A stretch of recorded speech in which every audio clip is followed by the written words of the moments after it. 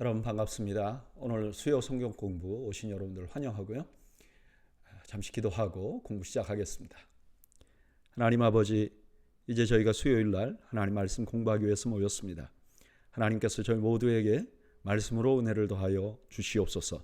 예수님의 이름으로 기도하옵나이다. 아멘. 네, 지난주에 수요 성경 공부 녹화를 했는데 이게 목소리가 하나도 녹음이 되지 않았어요. 그래서 지난주에 성경공부를 못했죠. 그래서 오늘은 지난주에 하려고 했던 이사야서 1장에서 5장까지를 이제 목소리 녹음이 잘 되는지 봐가면서 녹화를 다시 하겠습니다. 이제 말씀으로 들어가 볼까요? 오늘은 이사야서 1장에서 5장까지 말씀을 공부할 건데 1장 1절 유다왕 우시야와 요담과 아하스와 히스기야 시대에 아모스의 아들 이사야가 유다와 예루살렘에 관하여 본 계시라.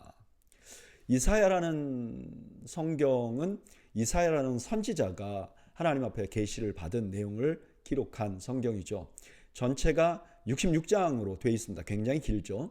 1장부터 39장, 40장에서 55장, 56장에서 66장 이게 세 부분으로 나눌 수 있고 그 중에 1장부터 6장까지는 전체 이사야서의 서론 같은 그런 말씀입니다. 그리고 1장은 그 서론에서 또 서론이에요. 그래서 이 처음 시작에 이 이사야가 사역했던 시대를 정확하게 말씀해 주십니다. 이사야가 사역했던 시대에는 우시야와 요담과 아하스와 히스기야라는 4명의 왕들이 다스리던 시기였는데 주전 740년에서 680년 어간의 시기예요. 이때는 어떤 때냐? 국제적으로는 아시리아라는 나라가 굉장히 팽창을 하던 시기였어요. 그래서 근동아시아의 패권을 다 차지하고 있었고요. 그런 와중에 주전 722년에 북이스라엘은 멸망하고 말아요. 그래도 유다는요, 정치를 아주 잘해서 잘 버티고 있어요. 그래서 모두가 칭찬할 만한 시기인데, 그런데 이렇게 아시리아와 대적을 하려고 하다 보니까 주변 국가들하고 연합을 하고 또 아시리아하고도 외교를 아주 잘해야 되는 그런 시기가 돼서 자꾸 외부의 문물을 받아들이고 그런 바람에 영적으로 굉장히 타락한 시대예요. 그때 이사야에게 복음 말씀이 임했다는 거죠. 근데 아마 이 이사야는 중간에 보면 왕들하고 대화하는 게 굉장히 많고 그렇거든요. 아마도 이 사람이 왕족이거나 아니면 고위 관리의 자녀였을 것이라고 생각을 합니다. 2절 하늘이여 들으라 땅이여 귀를 기울이라 여호와께서 말씀하시기를 내가 자식을 양육하였거늘 그들이 나를 거역하였도다. 첫 마디가 뭐냐? 하늘이여 땅이여 이렇게 불러요. 지금 하나님이 그 이스라엘 백성들을 고발하는 거예요. 그 고발 내용이 뭐냐? 저들이 내가 자식같이 너희들을 키웠는데 나를 거역한다. 마치 불효자처럼 그렇게 죄를 정하는 거예요. 그리고 이렇게 죄를 정하려면 재판을 해야 되잖아요. 근데 재판장에는 반드시 증인이 필요해요. 근데 하나님이니까 누구를 증인으로 삼겠어요? 그러니까 하늘과 땅 증인으로 와달라고 선언하는 거죠. 3절 소는 그 임자를 알고 나귀는 그 주인의 구유를 알건만은 이스라엘은 알지 못하고 나의 백성은 깨닫지 못하는도다 하셨도다. 슬프다 범죄한 나라여 허물진 백성이여 행악의 종자여 행위가 부패한 자식이로다. 그들이 여호와를 버리며 이스라엘의 거룩하신 이를 만홀히 여겨 멀리하고 물러갔도다. 아버지 같은 사랑을 하나님이 아버지같이 사랑해 줬는데 이스라엘 외면했어요. 그러니까 소나 나귀보다 못하다는 거예요. 그러면서 슬프다 이렇게 말해요. 이거는 화로다 하는 의미를 가지고 있어요. 이제 징계에 임박한 이스라엘 백성들을 보고 화로다 이렇게 말한 거죠. 그들은 하나님을 외면했을 뿐만 아니라 또한 악한 짓도 했어요. 5절 너희가 어찌하여 매를 더 맞으려고 패역을 거듭하느냐. 온 머리는 병들었고 온 마음은 피곤하였으며 발바닥에서 머리까지 성한 것이 없이 상한 것과 터진 것과 새로 맞은 흔적뿐이거늘 그것을 짜며 싸매며 기름으로 부드럽게 함을 받지 못하였도다. 이제 이들이 하나님도 하나님께 충성도 다 안 하고 그다음에 악한 일도 한단 말이에요. 그러니까 하나님이 그 백성을 계속 징계해 왔어요. 그래서 그 역사를 보면 상처투성이에요. 근데 회개하지 않고 패역을 거듭하는 거예요. 7절 너희의 땅은 황폐하였고 너희 성읍들은 불에 탔고 너희 토지는 너희 목전에서 이방인에게 삼켜졌으며 이방인에게 파괴된 같이 황폐하였고 딸 시온은 포도원 망대같이 참외밭에 원두막같이 에워싸인 성읍같이 겨우 남았도다. 만군의 여호와께서 우리를 위하여 생존자를 조금 남겨두지 아니하셨다면 우리가 소돔 같고 고모라 같았으리로다. 이제 자꾸 이제 하나님 앞에 징계를 받아서 상처가 투성이에요. 그 덕분에 어떠냐? 나라가 진짜 엉망진창이 됐어요. 근데 지금 겨우겨우 예루살렘 그 근처가 남아 있는 거죠. 근데 그나마도 하나님이 봐줘서 남겼다는 거예요. 만약에 하나님이 봐주지 않았으면 소돔은 고모라처럼 완전히 이 땅에서 없어졌을 것이라고 말씀하는 거죠. 10절 너희 소돔에 관하느라 여호와의 말씀을 들을지어다. 너희 고모라의 백성아 우리 하나님의 법에 귀를 기울일지어다. 여호와께서 말씀하시되 너희의 무수한 재물이 내게 무엇이 유익하뇨? 나는 숫양의 번제와 살찐 짐승의 기름에 배불렀고 나는 수송아지나 어린 양이나 수염소의 피를 기뻐하지 아니하노라. 하나님 봐주지 않았으면 소돔 고모라 같았으리로다. 그리고 그 유다를 뭐라 그러냐? 너희 소돔과 고모라야 이렇게 막 부르는 거예요. 그리고 말씀하시기를 뭐라고 말씀하시냐? 너희 제사를 내가 기뻐하지 않는다. 왜 기뻐하지 않는가? 12절 너희가 내 앞에 보이러 오니 이것을 누가 너희에게 요구하였느냐? 내 마당만 밟을 뿐이니라. 헛된 재물을 다시 가져오지 말라. 분향은 내가 가증히 여기는 바요 월삭과 안식일과 대회로 모이는 것도 그러하니 성회와 아울러 악을 행하는 것을 내가 견디지 못하겠노라. 하나님이 싫어하는 이유가 이들이 제사는 잘 드려요. 절기도 잘 지켜요. 근데 악을 행해요. 그러니까 이렇게 하는 건 뭐 하는 것과 똑같으냐? 제사가 아무 소용이 없다는 거예요.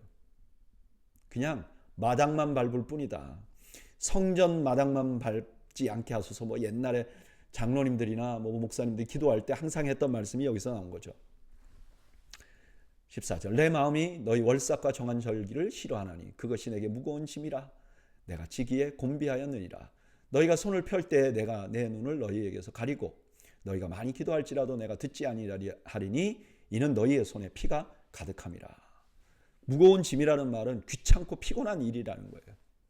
너희들이 나한테 제사 지내는데 이거 귀찮고 피곤해. 그리고 너희가 아무리 기도해도 난 듣지 않을 거예요. 왜냐하면 너희 손에 피가 가득해. 영적으로 단절되었다는 거죠. 16절 너희는 스스로 씻으며 스스로 깨끗하게 하여 내 목전에서 너희 악한 행실을 버리며 행악을 그치고 선행을 배우며 정의를 구하며 학대받는 자를 도와주며 고아를 위하여 신원하며 과부를 위하여 변호하라 하셨느니라. 제사 열심히 할 게 아니라 삶을 바꾸라 이렇게 말하는 거죠.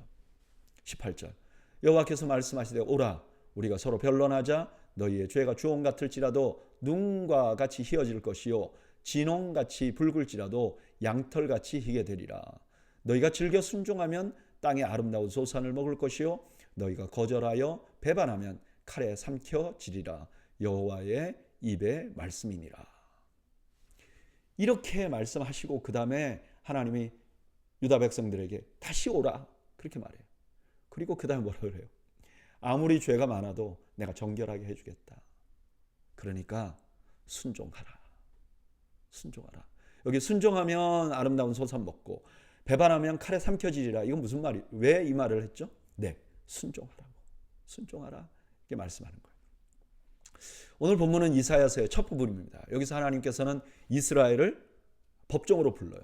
그리고 하나님께서 이스라엘을 위해서 이렇게 말해요. 내가 너희를 아버지처럼 양육했다. 내가 너희들에게 얼마나 잘해줬냐. 근데 너희들이 나를 존중하지 않았어. 그 증거가 뭐냐? 너희들이 하나님이 원하는 일을 이때까지 해오지 않았어. 그래서 여러 번 하나님께 징계를 받아왔잖아. 근데 하나님이 원하시지 않는 일이 뭐냐? 그게 예배예요. 왜 그런가? 이들이 예배는 형식에 맞춰서 잘했어요. 그런데 동시에 하나님이 원하지 않는 악을 계속 해왔어요. 그러니까 보기에는 제사를 잘 지내고 있는데 이거 하나님 절대 받으시지 않겠다는 거예요. 왜? 이 온전한 제사는 삶과 함께 와야 되기 때문에 그렇다는 거죠. 이런 백성들. 하나님께 겉으로는 하나님 섬기는 것 같지만 실제로는 죄 짓고 그렇게 악한 그 백성들에게 하나님 오늘 본문 끝 무렵에 뭐라 그러죠? 오라. 어떻게 보면 벌 주려고 오라 그러는 것 같잖아요. 근데 아니에요. 뭐라 그러죠? 죄가 아무리 너희 죄가 주홍 같을지라도 다 씻어주겠다. 어떻게 하나님이 이렇게 말씀하실 수 있을까? 이런 죄인들에게 어떻게 이렇게 말씀하실 수 있을까? 생각해보면 그 뒤에 십자가가 있었기 때문이죠. 그 아들을 십자가에 못 박을 것이기 때문에. 그래서 아무리 큰 죄인이라도 오라 하는 거죠. 왜? 다 씻어줄 수 있으니까. 여러분, 우리 하나님은 이런 분이십니다. 그래서 우리가 하나님께 죄를 짓고 하나님께 징계를 받아도 다시 하나님께 나갈 수 있는 거예요. 하나님은 우리 죄를 씻어 주실 하나님이시기 때문에 그렇습니다. 저는 우리가 신앙생활 하다 보면 늘 올바로 거룩하게 살면 좋은데 그렇지 못한 때가 있잖아요. 죄를 짓거나 하나님께 올바른 일을 안 하면 하나님 앞에 좀 쭈뼛쭈뼛해져요. 잘 못 나가요. 근데 그러지 말라는 거예요. 하나님은 여러분들이 어떤 죄를 지어도 다 씻어 주실 수 있는 능력의 하나님이십니다. 예수 그리스도의 십자가의 보혈은 못 씻을 죄가 없어요.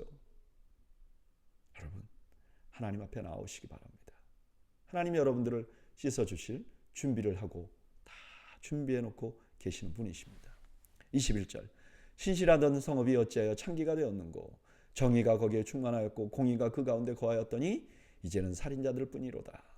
내 은은 찌꺼기가 되었고 내 포도주에는 물이 섞였도다. 내 고관들은 패역하여 도둑과 짝하며 다 뇌물을 사랑하며 예물을 구하며 고아를 위하여 신원하지 아니하며 과부의 송사를 수리하지 아니하는도다.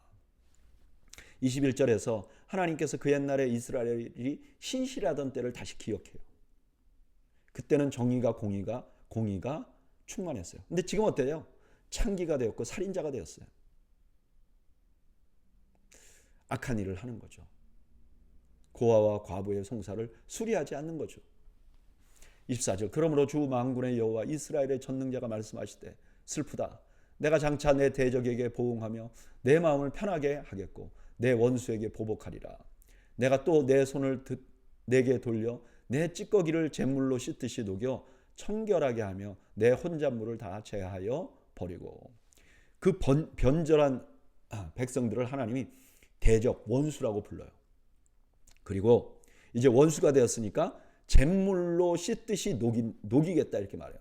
이건 무슨 뜻이냐면은 이제 그 금속들을 정결하게 하려면 이제 용광로에서 녹이잖아요. 근데 그냥 녹이기만 한다고 해서 그 불순물들이 다 없어지는 게 아니래요. 그렇게 녹일 때 어떤 청결제, 어떤 화합물 같은 거, 화학적인 정제 물질을 넣는다는 거예요. 그럼 이게 정결하게 해준다는 거예요. 지금 바로 그 화학적인 정제 물질을 잿물이라고 말하는 거죠. 그렇게 하듯이 시련으로 정결하게 하겠다 하는 말씀을 하는 거죠. 26절. 내가 내 재판관들을 처음과 같이 내 모사들을 본래와 같이 회복할 것이라.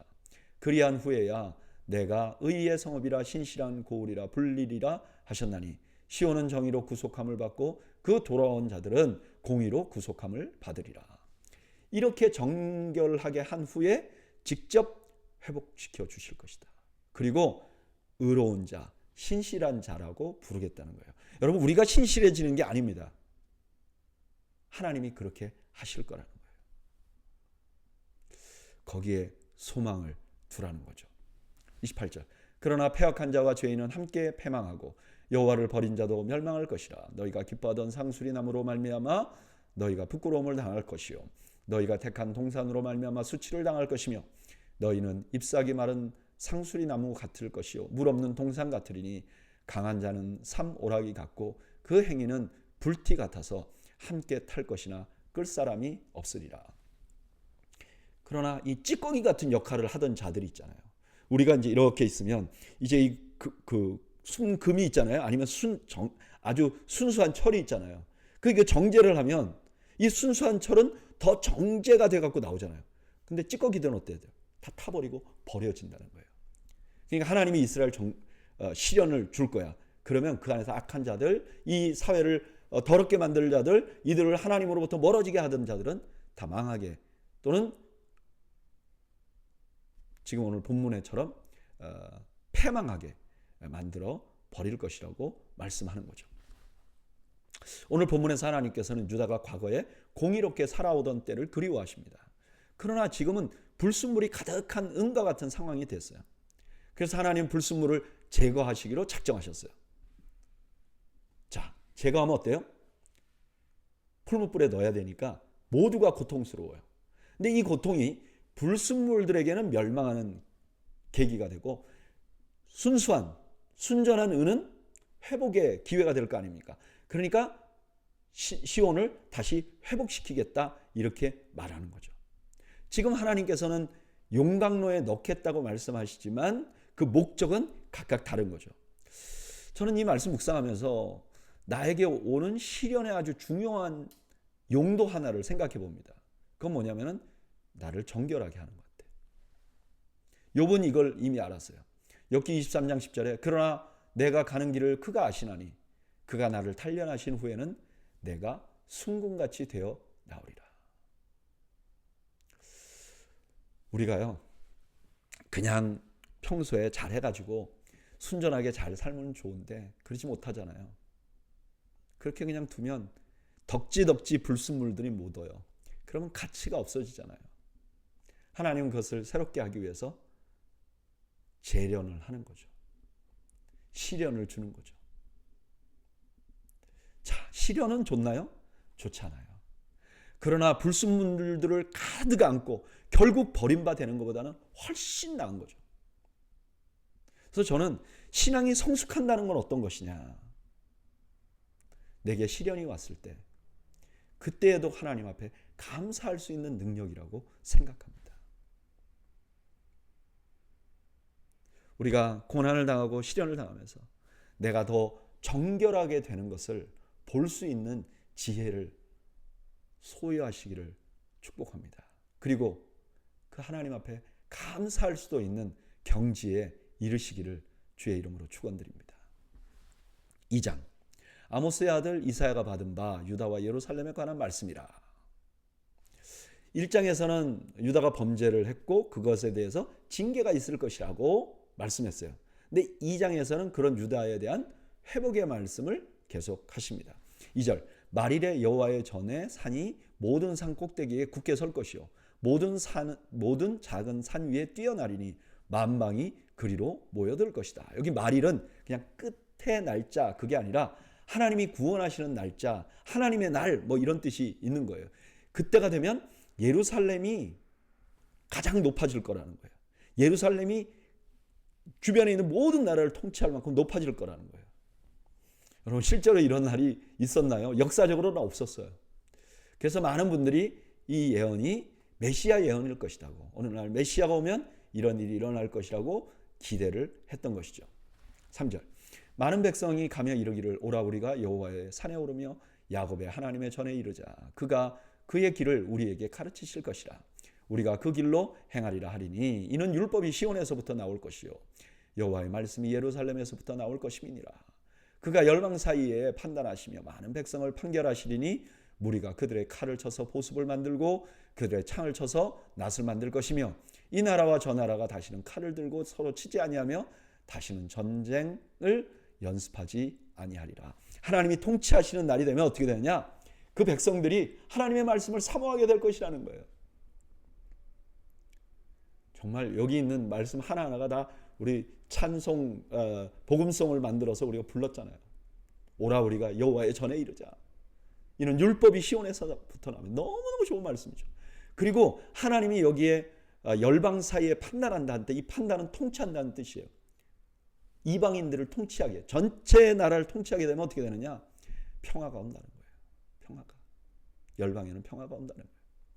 5절, 야곱 족속아 오라 우리가 여호와의 빛에 행하자. 결국은 하나님의 통치가 이루어질 것이라. 하나님이 통치하시는 날이 이루어질 것이다. 그러면 우리가 어떻게 해요? 여호와의 앞에 가서 빛으로 행하자. 올바르게 행동하자라고 초청하는 거죠. 6절 주께서 주의 백성 야곱을 버리셨음은 그들에게 동방풍속이 가득하며 그들이 블레셋 사람들과 같이 점을 치며 이방인들과 더불어 손을 잡아 언약하였음이니라. 그 땅에 은금이 가득하고 보화가 무한하며 그 땅에는 마필이 가득하고 병과가 무수하며 그 땅에는 우상도 가득하므로 그들이 자기 손으로 짓고 자기 손가락으로 만든 것을 경배하며 천한 자도 절하며 귀한 자도 굴복하오니 그들을 용서하지 마옵소서. 그래서 이제 북이스라엘의 예를 드는 거예요. 남유다에게 하나님이 통치하시는 날이 되면 이럴 거야. 근데 북이스라엘 봐. 저들이 이방 나라들하고 언약했잖아.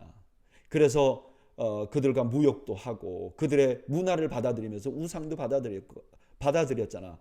그래서 너무너무 풍요로워졌지만 그러나 우상 숭배 때문에 모든 나라가 완전히 우상에 젖었잖아. 이런 상황이 됐잖아. 그러면서 이렇게 말하는 거예요. 그들을 용서하지 마옵소서. 이건 유다 사람들에게는 공감이 되죠. 왜냐하면 북이스라엘이 뭐 그렇게 됐으니까 공감이 되잖아요.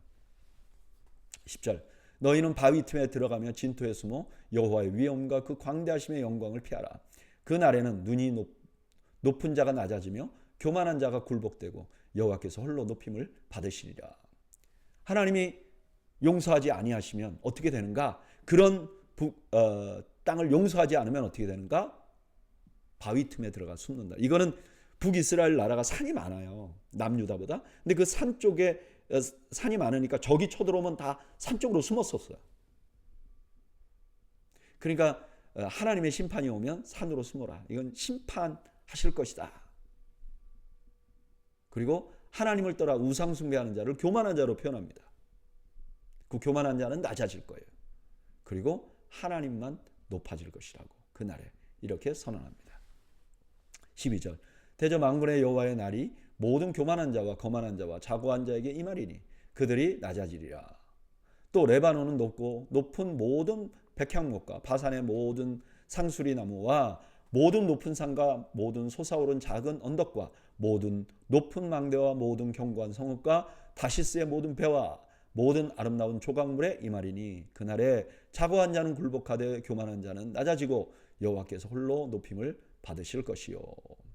이스라엘의 예를 보고 내린 결론이에요. 그들은 지금 낮아졌지만 하나님 높아지신다. 왜 이 말을 하냐? 유다 사람들이 이렇게 생각했어요. 하나님은 우리를 치잖아요. 그럼 하나님 우리가 불행해지면 하나님도 그 명성에 누가 되는 거 아닙니까? 이렇게 생각했어요. 근데 그렇지 않다는 거예요. 북이스라엘 봐. 저들을 징계하고 하나님은 오히려 여전히 높아지는 거 아니야? 라고 말씀하는 거죠. 18절 우상들은 온전히 없어질 것이며 사람들은 암열과 톨굴로 들어가서 여호와께서 땅을 진동시키려고 일어나실 때에 그의 위엄과 그 광대하심의 영광을 피할 것이라. 사람이 자기를 위하여 경배하려고 만들었던 은 우상과 금 우상을 그날에 두더지와 박쥐에게 던지고 암열과 험악한 바위 틈에 들어가서 여호와께서 땅을 진동시키려고 일어나실 때에 그의 위엄과 그 광대하심의 영광을 피하리라. 너희는 인생을 의지하지 말라. 그의 호흡은 코에 있나니 새말가치가 어디 있느냐.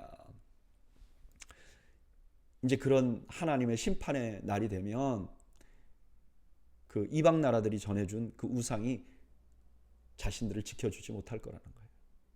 그리고 마지막에 이렇게 말해요. 너희는 인생을 의지하지 말라. 북이스라엘 봐. 그 주변 국가들 의지해서 외교를 잘해서 그들이 지켜준다고 그랬잖아.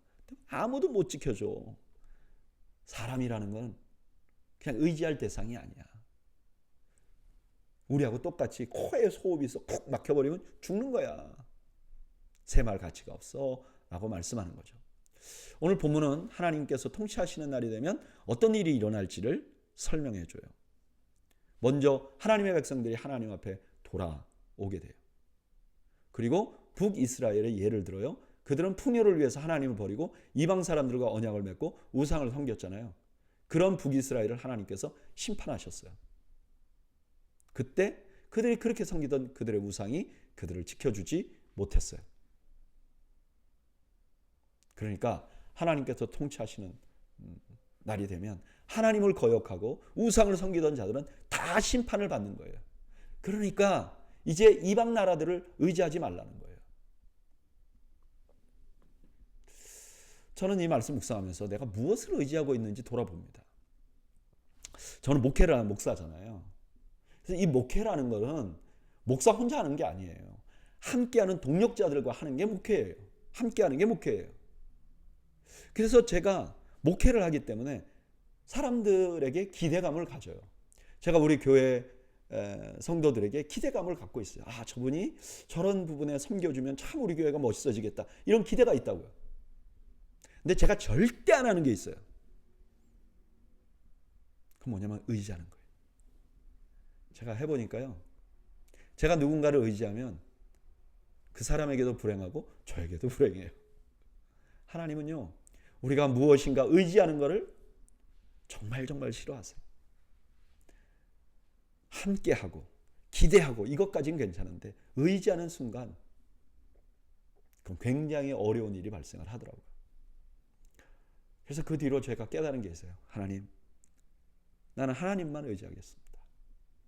내가 내 주변에 좋은 동력자가 있음에 감사하고 그들에게 기대를 가지고 그들의 도움에 감사하지만 그러나 나의 궁극적인 의지처는 하나님뿐입니다. 이렇게 고백합니다. 여러분, 저는 여러분들도 하나님만을 의지하시기 바랍니다. 하나님만을 의지하시기 바랍니다. 3장 보라, 주 만군의 여호와께서 예루살렘과 유다가 의뢰하며 의지하는 것을 제하여 버리시되 곧 그가 의지하는 모든 양식과 그가 의지하는 모든 물과 용사와 전사와 재판관과 선지자와 복술자와 장로와 오십부장과 귀인과 모사와 정교한 장인과 능란한 요술자를 그리하실 것이며. 여기 보세요. 하나님께서 그 의지하던 자를 제거해 버리겠다 그러잖아요. 그 의지하던 게 뭐죠? 양식과 그러니까 물과 음식과 그건 하나죠. 육체를 위해서. 그다음에 지도자들 의지할 수 있잖아요. 제거해 버리겠다는 거예요. 여러분, 이처럼 하나님 종종 우리가 의지하는 걸 제거해 주세요. 이땐 좀 힘들죠. 4절 그가 또 소년들을 그들의 고관으로 삼으시며 아이들이 그들을 다스리게 하시리니 백성이 서로 학대하며 각기 이웃을 잔해하며 아이가 노인에게 비천한 자가 존귀한 자에게 교만할 것이며 혹시 사람이 자기 아버지 집에서 자기 형제를 붙잡고 말하기를 내게는 겉옷이 있으니 너는 우리의 통치자가 되어 이 폐허를 내 손아래에 두라 할 것이면 그날에 그가 소리를 높여 이르기를 나는 고치는 자가 되지 아니하겠노라. 내 집에는 양식도 없고 의복도 없으니 너희는 나를 백성의 통치자로 삼지 말라 하리라. 이제 고관들이 제거돼 버리니까 어떻게 되느냐? 무능한 사람들이 나라를 다스리게 된다는 거예요. 나라 다스릴 사람이 없으니까 무능한 사람이 다스리게 되고 나라가 엉망이 되어버리고 아무도 지도자가 되려고 하지 않는다는 거예요. 8절 예루살렘이 멸망하였고 유다가 엎드려졌음은 그들의 언어와 행위가 여호와를 거역하여 그의 영광의 눈을 범하였습니다. 그들의 안색이 불리하게 증가하며 그들의 죄를 말해주고 숨기지 못함이 소돔과 같으니 그들의 영혼에게 화가 있을진저 그들이 재앙을 자취하였도다. 여기 영광의 눈을 범했다 이런 거는 눈을 쿡 찔러버리는 것 같은 표현이에요. 그러니까 하나님이 그들을 다 보고 있는데 이 사람들이 하나님이 안 보는 것처럼 탁 가리고 행동을 했다는 거예요. 하나님 없는 것처럼 막 행동을 했다는 거예요. 그리고 그랬는데 그 죄가 완전히 가려지는 게 아니라 얼굴에 죄가 다 드러난다. 그러니까 당연히 멸망하게 될 거예요. 북이스라엘이 멸망한 것처럼 남유다도 그렇게 될 거예요. 10절 너희는 의인에게 복이 있으리라 말하라. 그들은 그들의 행위의 열매를 먹을 것이며 악인에게는 화가 있으리니 이는 그의 손으로 행한 대로 그가 보응을 받을 것임이니라. 내 백성을 학대하는 자는 아이요 다스리는 자는 여자들이라. 내 백성이요 내 인도자들이 너를 유혹하여 내가 다닐 길을 어지럽히느니라. 심판 가운데서도 의인은 복을 받을 것이에요. 그러나 심판 가운데서도 악을 계속 행하면 화가 있고 그 손에 행한 대로 보응을 받을 거예요.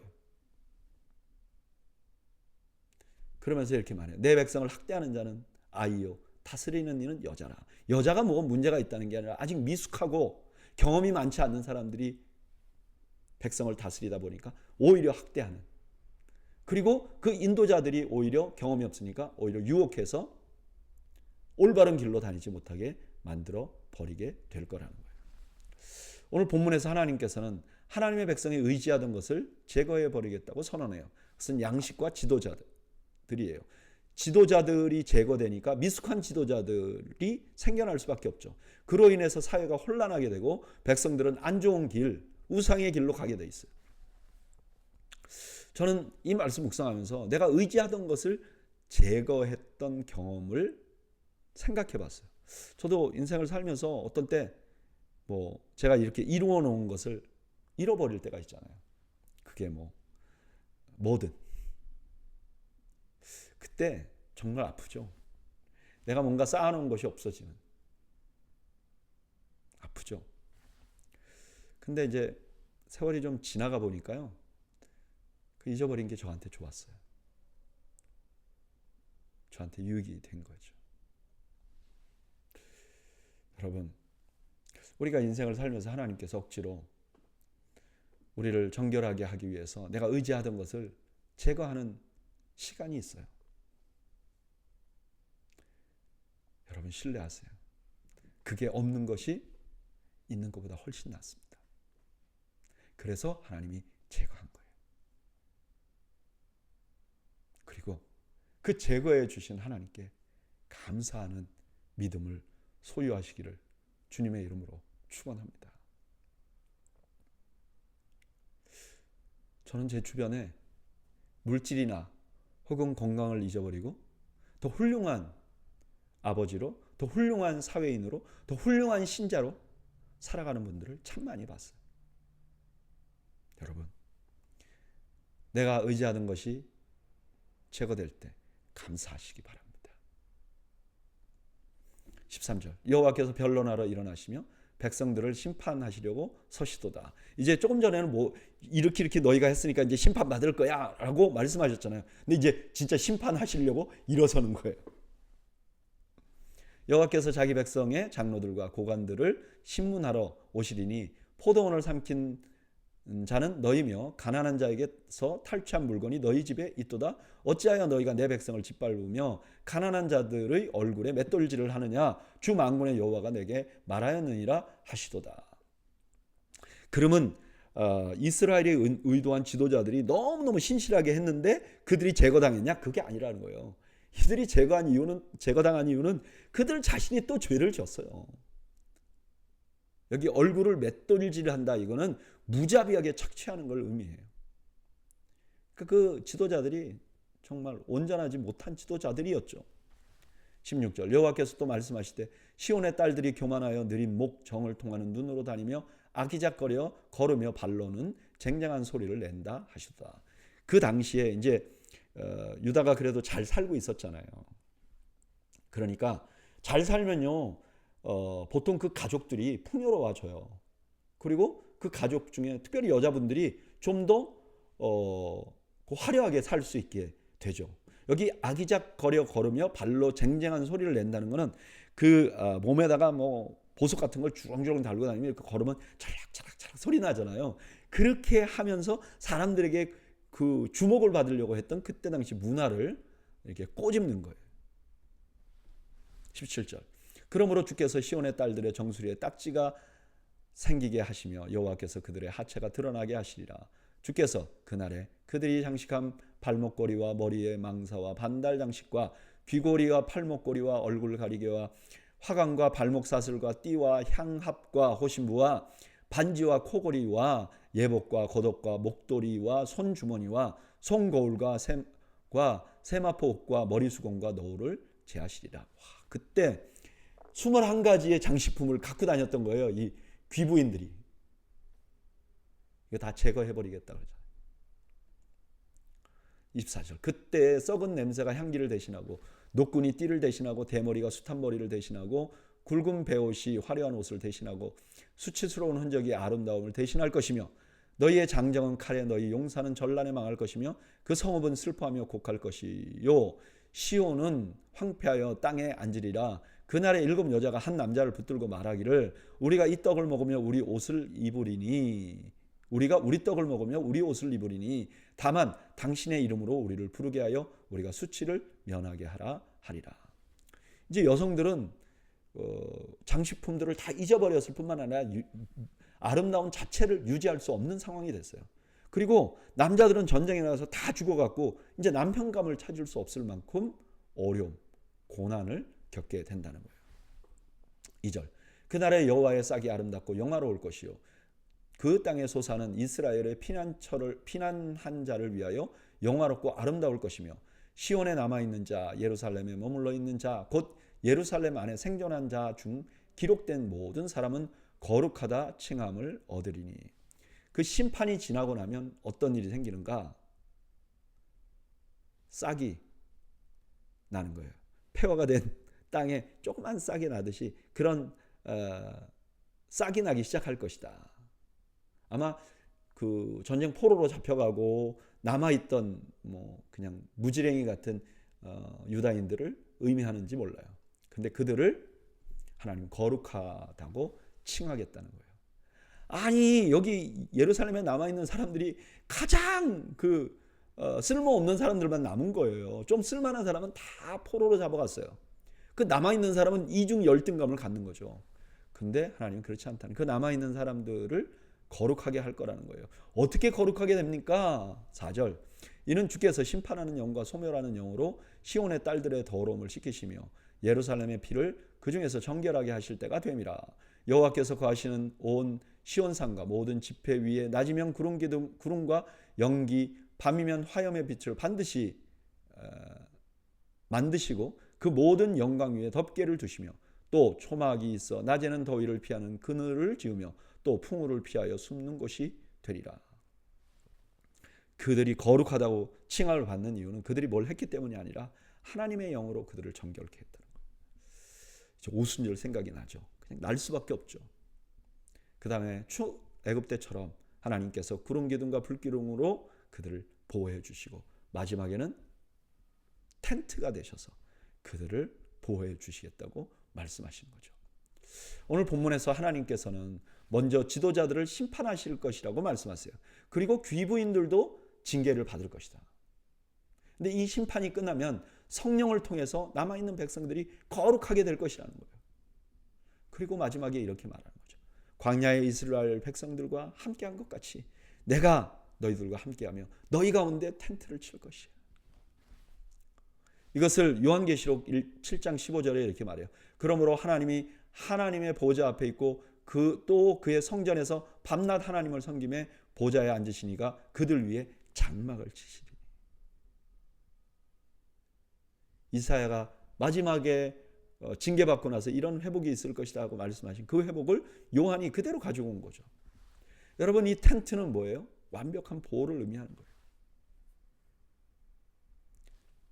하나님께서 그 백성을 완전히 보호해 주시겠다는 거예요. 근데 여기에 참 놀라운 점이 있어요. 그게 뭔지 아세요? 여기 보호받겠다고 약속받은 사람들이 어떤 사람들이에요? 거룩한 사람들이 아니에요. 이들이 하나님을 거역하고 징계받은 사람들이에요. 근데 그들을 거룩하다고 하나님이 만들어주시고 하나님의 영이 가서 거룩하게 만들어주시고 그리고 그들을 또한 보호해 주시겠다는 거예요. 와, 이게 성경 안에서 하나님이 하신 일, 성경에서 일어난 일, 이스라엘 백성들을 광야에서 거룩하게 하시고 그들과 함께 해주셨다. 이렇게만 받아들일 게 아니라 저는 이 말씀 묵상하면서 그냥 저 자신의 삶을 돌아보니까 딱 이거와 맞아요. 하나님이요, 정말 하나님 앞에 순종하지 않고 하나님 앞에 올바르지 않은 저를 남겨두셨어요. 그리고 하나님께서 성령으로 거룩하게 만들어주셨어요. 제가 거룩해진 게 아니라 하나님이 거룩하게 만들어줬어요. 그리고 보호해 주셨어요. 돌아보면 내가 뭘 잘해서 보호받은 게 아니라 하나님이 스스로 보호해 주지 않았으면 제가 지금 이 자리에 있을 수가 없는 거죠. 내가 존재할 수가 없는 거죠. 여러분 생각해 보세요. 하나님이 보호해 주지 않으면 우리가 이 자리에 있을 수 없습니다. 이렇게 성경 공부를 가리키고 이렇게 성경 말씀을 배울 수가 없어요. 그래서 우리는요, 지금 내가 여기 존재하는 것이 내 힘이 아니라 하나님의 보호하심 때문에 내가 존재하게 됐다는 사실을 잊지 않아야 돼요. 지금까지 지내온 것 주의 크신 은혜라. 내가 지금까지 존재하는 것 자체가 하나님의 은혜고 하나님의 보호하심 때문에 존재하는 것이. 저는 이 사실을 여러분들이 날마다 잊지 않기를 축복합니다. 이사야서 5장. 나는 내가 사랑하는 자를 위하여 노래하되 내가 사랑하는 자의 포도원을 노래하리라. 내가 사랑하는 자에게 포도원이 있으며 심히 기름진 산에 심었도다. 땅을 파서 돌을 제하고 극상품 포도나무를 심었도다. 그 중에 망대를 세웠고 또 그 안에 술투를 팠도다. 좋은 포도 맺기를 바랐더니 들포도를 맺었도다. 이사야가 사랑하는 자, 이게 하나님을 말하는 거죠. 이 하나님께서 포도원을 가지고 계신데 그에 대해서 일어난 일을 내가 말하겠다. 그 포도원 주인인 하나님은 어떻게 했느냐? 포도원을 극상품을 만들어 가지고 정말 그 포도원에 필요한 모든 것을 해줬어요. 막 망대도 세우고 술툴도 파고 이 모든 걸 공급했어요. 근데 딱 보니까 들포도를 맺었어요. 이게 지금 이스라엘 백성들의, 유다 백성들의 상황이라는 거예요. 3절. 예루살렘 주민과 유다 사람들아 구하노니 이제 나와 내 포도원 사이에서 사리를 판단하라. 내가 내 포도원을 위하여 행한 것 외에 무엇을 더할 것이 있으랴. 내가 좋은 포도 맺기를 기다렸거늘 들포도를 맺음은 어찌 됨인고. 이제 3절부터는 이사야가 말한 게 아니라 하나님이 말하는 거예요.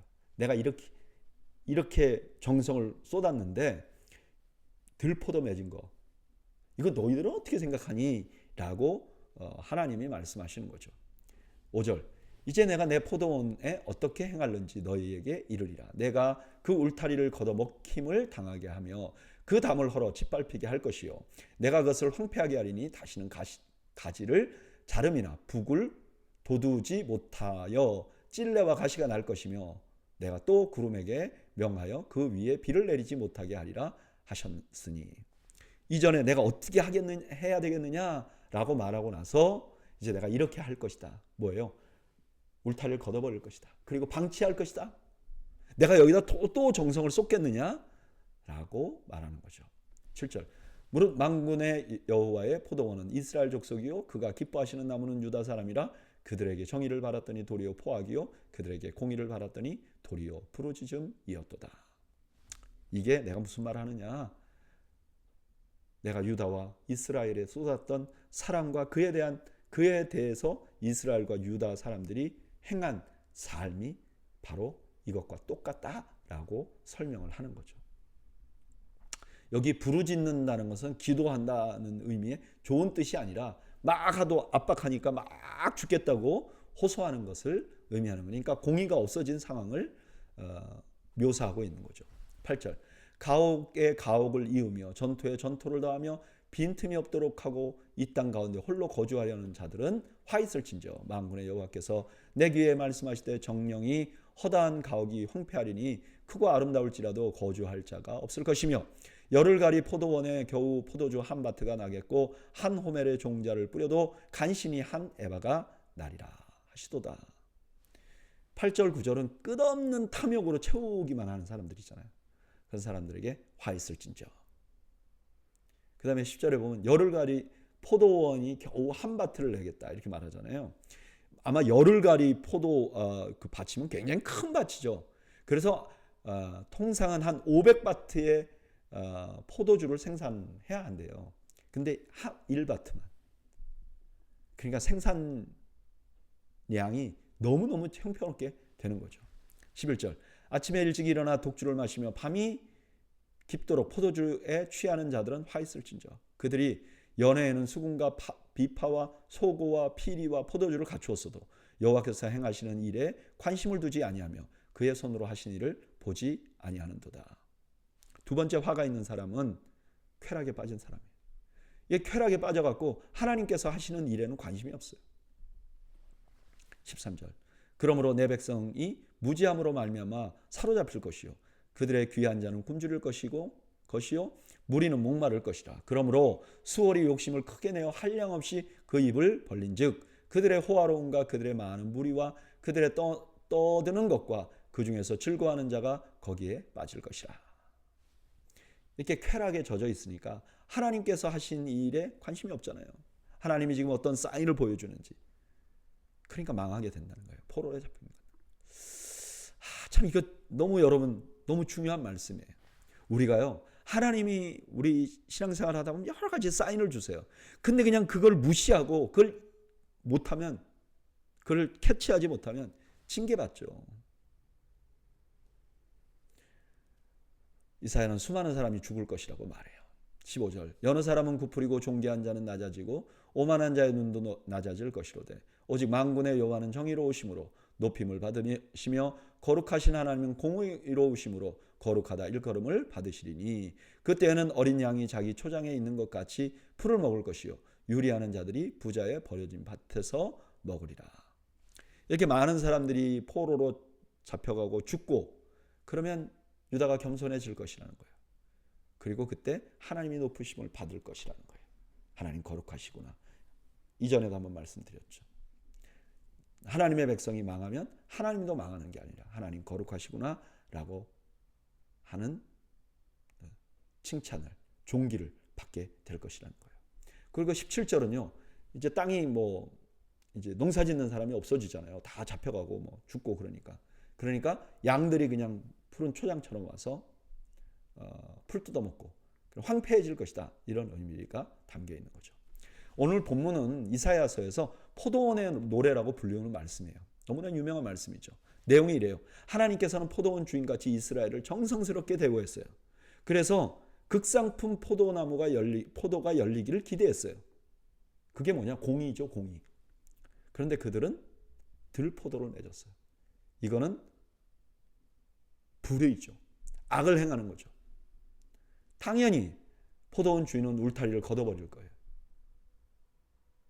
그래서 이방인들이 쳐들어오게 할 거예요. 관리를 하지 않을 거예요. 투자도 하지 않을 거예요.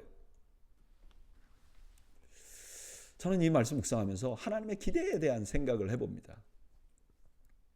하나님이 이스라엘에 대해서 기대를 갖고 계셨어요. 근데 이스라엘이 제대로 하지 못한 거죠. 하나님이 저에게도 기대가 있었던 것 같아요. 근데 제가 제 삶을 돌아보면 제가 그 기대에 부응하지 못했던 면이 너무너무 많았던 것 같아요. 아니 어떤 때는요. 하나님이 나에게 기대한다는 걸 아예 잊어버리고 사는 경우도 많았어요. 아니 더 많았는지 몰라요.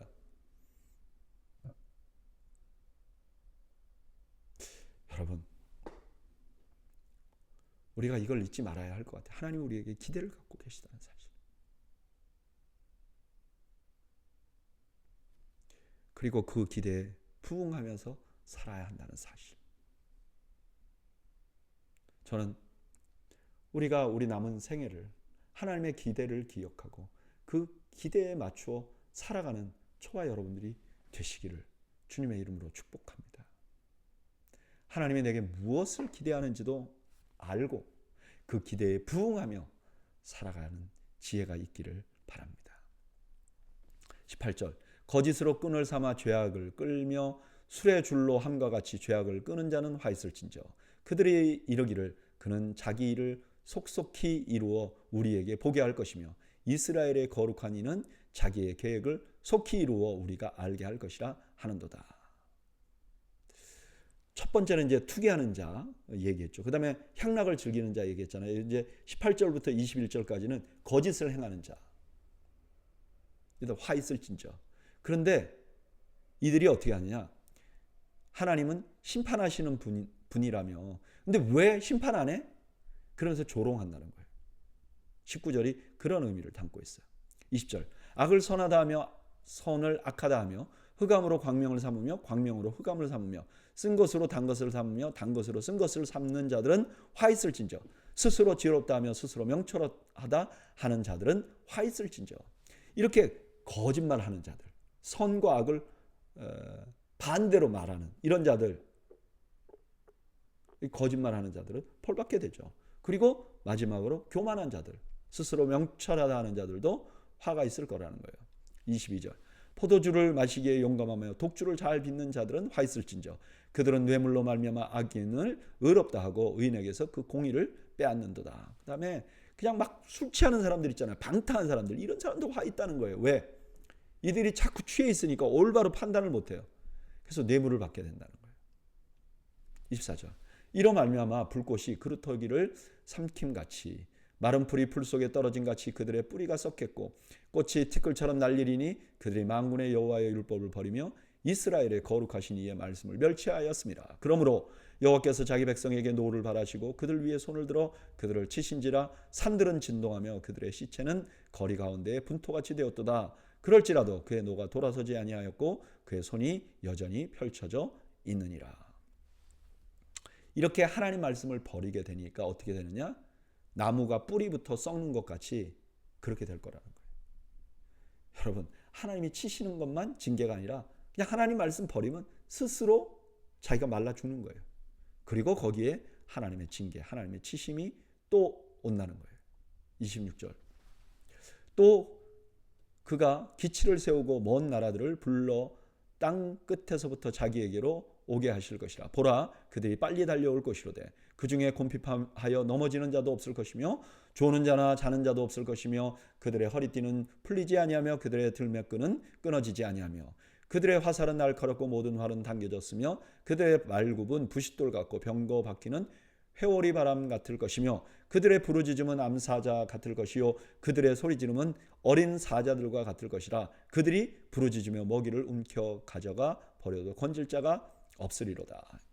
이제 하나님께서 이 이스라엘 징계하기 위해서 먼 나라들 백성이 쳐들어오게 할 것이라는 거예요. 그리고 아무도 유다를 도와주지 않을 것이라는 거예요. 30절. 그날에 그들이 바다 물결 소리같이 백성을 향하여 부르짖으리니 사람이 그 땅을 바라보면 흑암과 고난이 있고 빛은 구름에 가려져 어두우리라. 침공이 너무 위협적이니까 희망을 찾을 수 없는 상황에 이르게 된다는 거예요. 오늘 본문은 계속해서 이스라엘의 범죄와 그에 대한 하나님의 심판이 있을 것이라고 경고해요. 근데 여기 보면 심판이 두 가지로 진행되죠. 첫째는 자연스러운 심판이에요. 우리가 하나님 말씀을 버리잖아요. 그렇게 되니까 그 사회가 뿌리부터 썩는 거죠. 하나님 말씀을 버리니까 당연한 결과로 썩는 거예요. 그리고 두 번째는 하나님이 치시는 거죠. 어떻게 쳐요? 이방인들을 데려다가 침략하게 하는 거예요. 근데 저는 이 두 가지 심판 중에 그 첫 번째 심판에 대해서 좀 생각을 해봅니다. 우리는 너 심판받을 거야. 그러면 당연히 징계하는 것만 생각해요. 아, 하나님이 나를 어떤 외부의 힘을 가지고 나를 징계할 것이다. 나를 고통스럽게 할 것이다. 근데 여러분, 그보다 먼저 오는 게 있어요. 그게 뭐냐면은 하나님의 말씀을 버리면서 내 자신이 속으로부터 썩는 거예요.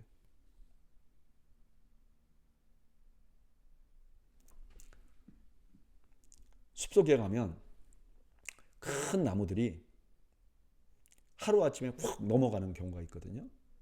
근데 많은 경우는 뭐 바람이나 이런 걸로 넘어지는 경우도 많이 있어요. 그런데 놀라운 거는요, 조그만 벌레들이 그 나무에 들어가서 나무 안에 속을 다 파먹게 되면 그 큰 나무들도 그냥 훅 넘어가 버리게 되는 거죠. 그런 일이 있는 거죠. 그와 똑같이 우리가 하나님의 말씀을 버리니까 뿌리부터 썩게 되는 거예요. 뿌리가 죽었어요. 그러면 나무가 아무리 서 있어도 언젠간 넘어갈 거잖아요. 근데 많은 사람들이 이걸 못 본다는 거예요. 넘어지면 봐요. 하나님이 나를 징계하면 봐요.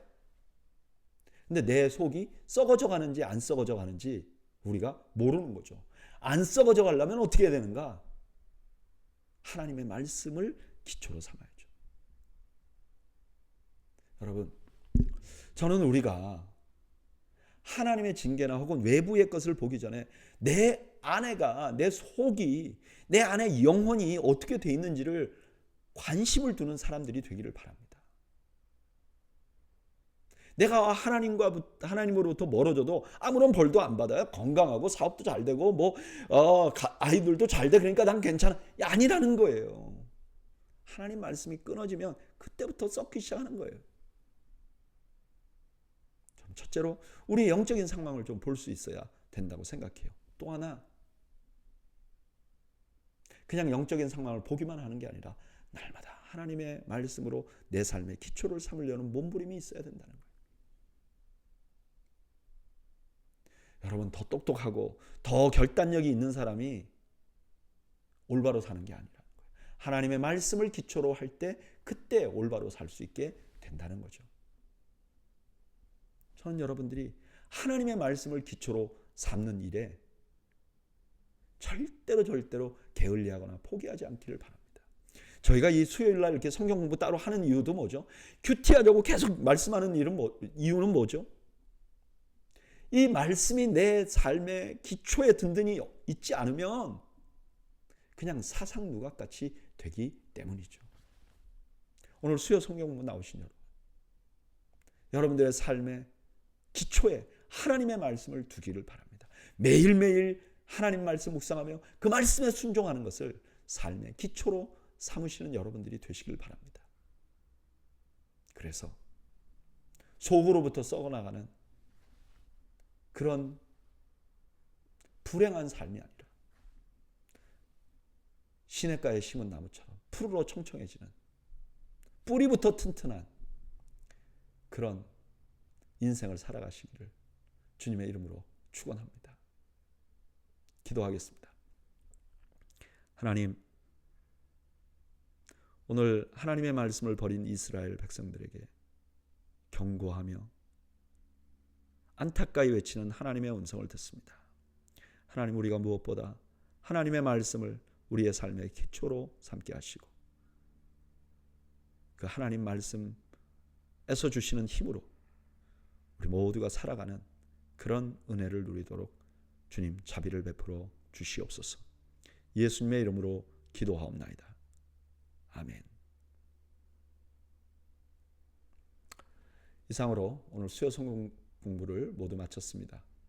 여러분들 가정에 주님께서 주시는 은혜가 평강이 가득하시기를 주의 이름으로 축원합니다.